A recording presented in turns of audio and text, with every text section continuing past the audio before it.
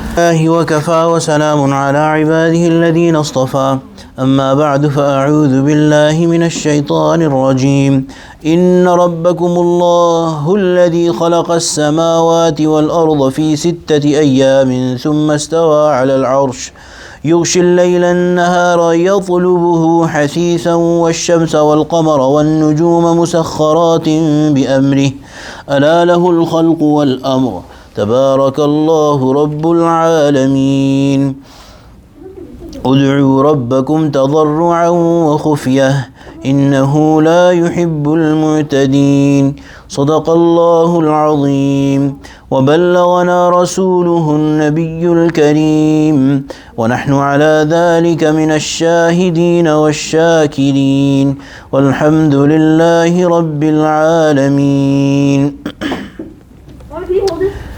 إن ربكم الله Surely your Lord is Allah الذي خلق السماوات والأرض The one who created the heavens and the earth في 6 أيام in 6 days ثم استوى على العرش Then he positioned himself on the throne يغشي الليل النهار يطلبه حثيثا He covers the day with the night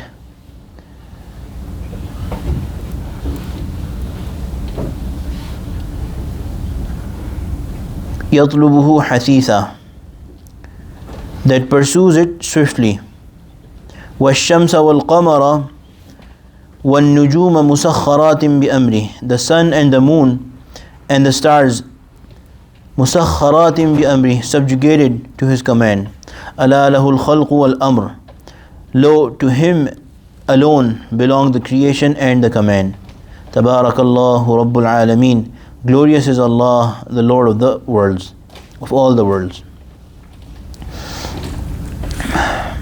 Surah Al-A'raf, this is the 54th ayah.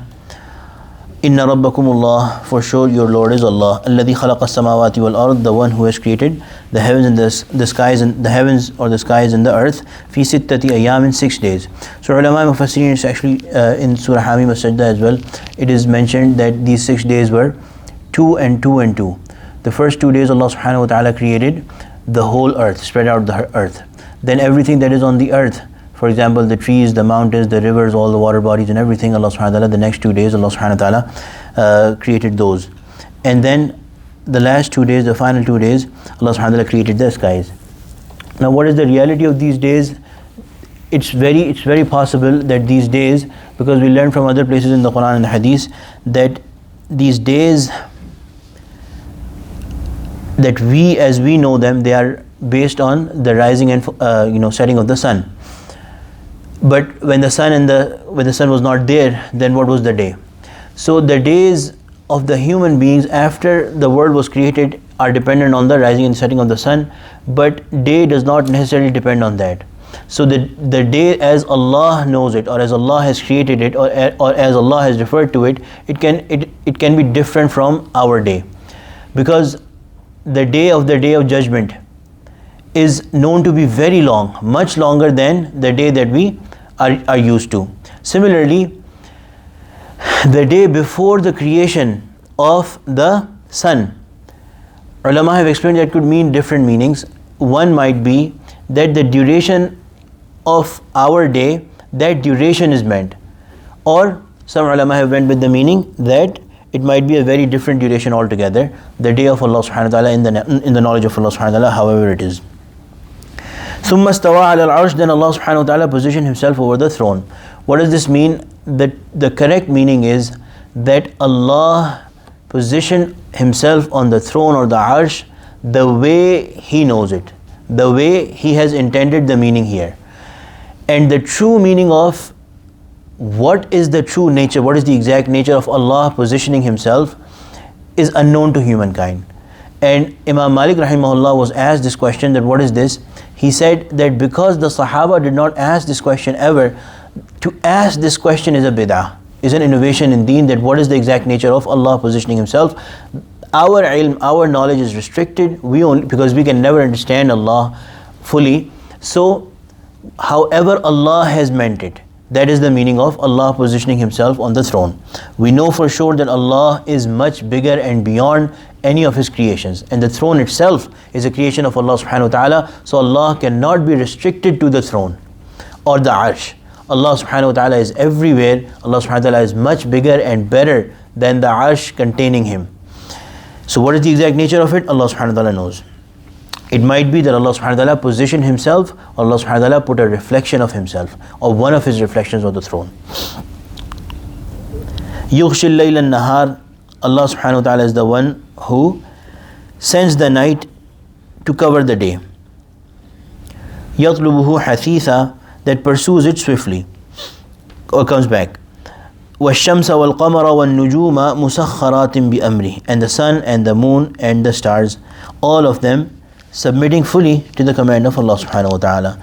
أَلَا لَهُ الْخَلْقُ وَالْأَمْرُ, lo, know it fully well, know it, understand it, that to Him belong khalq and amr. Khalq is creation and amr is command or order. So some ulama have said that khalq would mean everything material, and amr would mean everything that does not have matter or body to it. Other explanation could be everything that is below the arsh of Allah subhanahu wa ta'ala, that is creation. Everything that is above is amr. Similarly in the Quran we have said قُلِ الرُّوحُ مِنْ أَمْرِ رَبِّي. Ruh, which does not have a body, which does not have a physical being, it is from the amr of Allah subhanahu wa ta'ala, from the command of Allah subhanahu wa ta'ala. So everything that does not have matter, that will mean that will come under amr of Allah subhanahu wa ta'ala. Or the simple meaning is that everything that is created, and the command that created it, and the command that makes it function, and the command that is going to take it away or return it to Allah subhanahu wa ta'ala, all of that belongs to Allah subhanahu wa ta'ala alone. Tabarakallahu Rabbul Alameen. Glorious, high, superior is Allah subhanahu wa ta'ala, Rabbul Alameen, Lord of all the worlds, the world of khalq, the world of amr, the world that we see, the world that we do not see, the world of animals, all the worlds. Allah subhanahu wa ta'ala is the Lord of it. Ud'u rabbakum tadarru'an wa khufyah. Supplicate or call upon your Lord. Tadarru'an wa khufyah. Tadarru'a with humility, humbly. Wa khufyah, and quietly, secretly. Innahu la yuhibbul mu'tadeen. And remember, Allah subhanahu wa ta'ala does not like those who cross the limits. So ud'u, dua. Dua is literally means calling after someone.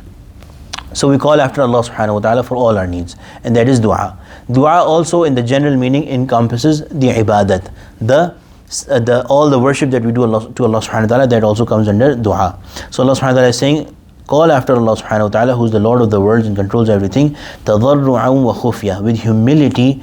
So your words when you are speaking to Allah subhanahu wa ta'ala should be full of humility. The way you are sitting, the way you have raised your hands, the volume of your voice, all of that should express humility before Allah subhanahu wa ta'ala. Wa khufyah, and quietly. There are several hadiths to this effect. The Prophet sallallahu alaihi wasallam has mentioned that the dua which is made quietly and secretly with Allah subhanahu wa ta'ala is much superior, much better, much more accepted in the eyes of Allah subhanahu wa ta'ala than the one that is made loudly. Similarly, in fact, the Prophet ﷺ, I remember a hadith of the Prophet ﷺ said 70 times better, the dua that is made quietly and secretly. In this we should know that the normal dua that we make after the salah, a norm has become, a culture has become in our culture and most Dini cultures, that the imam after the salah makes some dua, makes some supplication loudly. This is the sunnah of the Prophet sallallahu alaihi wasallam. This is proven from the Prophet sallallahu alaihi wasallam. The Prophet sallallahu alaihi wasallam used to do it for teaching his sahaba, and this is the sunnah that we follow. The Prophet ﷺ used to teach the dua, and there's masnoon dua. There's several ahadith where the Prophet ﷺ is quoted to have made such and such dua. So if the Sahaba is quoting this dua, and there's, for example, Rabbana atina fid dunya hasana, for example, Allahumma anta salam minka salam tabarakta ya dhal jalali wal ikram, this means that the Prophet ﷺ made it loudly. And the only reason we can think of is that the Prophet ﷺ was teaching the Sahaba. To make dua publicly or loudly is permissible for teaching the people who are listening to you, for the education of people. And it should not be made a right. It should not be made a custom, which is that the Imam is just doing it for the sake of doing it and the people behind him don't know anything what the Imam is saying. So that kills the purpose of dua, that you are doing it with humility and secretly to Allah subhanahu wa ta'ala. So we should, in all times when we are talking to Allah subhanahu wa ta'ala, we should know what we are talking about and we should know the meaning, and dua should not be recited but they should be said knowingly. Similarly, ulama have written that from this ayah it is also proven that the dua that we make after the Imam finishes reading Fatiha, which is Ameen, that should also be said quietly, because Allah subhanahu wa ta'ala is asking tadarru'an wa khufya, do it secretly. Innahu la yuhibbul mu'tadeen, and Allah subhanahu wa ta'ala surely does not like those who cross the limits. So what is crossing the limits? Doing against what has been already explained. For example, asking Allah subhanahu wa ta'ala with arrogance or with negligence, not having your mind where you are asking, or asking Allah subhanahu wa ta'ala for haram things, asking Allah subhanahu wa ta'ala for things that Allah subhanahu wa ta'ala has already prohibited, or asking Allah subhanahu wa ta'ala for things that are logically not possible. Even asking those things that Allah subhanahu wa ta'ala in his system, those things that Allah subhanahu wa ta'ala has made out of the norm, we ask Allah subhanahu wa ta'ala for that, even that is transgressing the limits. We should ask Allah subhanahu wa ta'ala for things that are permissible, and we should ask Allah subhanahu wa ta'ala for things that are possible, logically possible, normally possible. Inshallah, we'll talk more about this ayah. There's other points in this, and then inshallah the future ayat, the next ayat, tomorrow inshallah. ربنا تقبل منا إنك أنت السميع العليم وتب علينا إنك أنت التواب الرحيم وصلى الله تعالى على خير خلقه سيدنا ومولانا محمد وعلى آله وصحبه أجمعين آمين برحمتك يا أرحم الراحمين.